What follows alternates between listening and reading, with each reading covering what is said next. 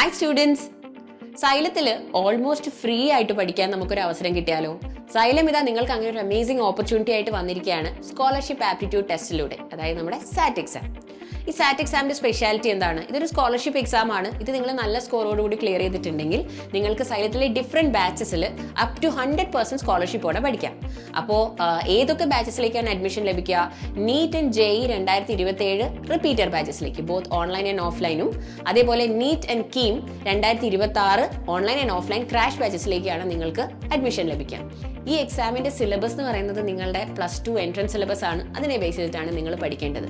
Exam വരാൻ പോകുന്നത് ജനുവരി 11 തീയതിയാണ്. ജനുവരി 11 ഇത് 2 ബാച്ചസിലായിട്ടാണ് നടക്കുന്നത്.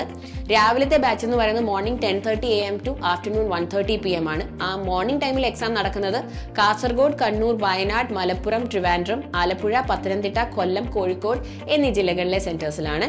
ആൻഡ് ഉച്ച കഴിഞ്ഞ് 1:30 PM ടു 4:30 PM എക്സാം നടക്കാൻ പോകുന്നത് പാലക്കാട്, തൃശൂർ, കോട്ടയം, എറണാകുളം, ഇടുക്കി എന്നീ സെന്റേഴ്സിലാണ്.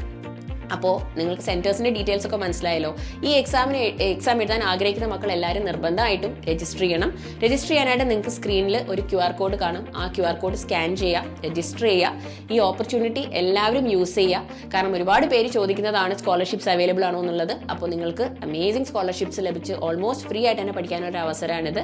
So prepare well and do well. Good luck.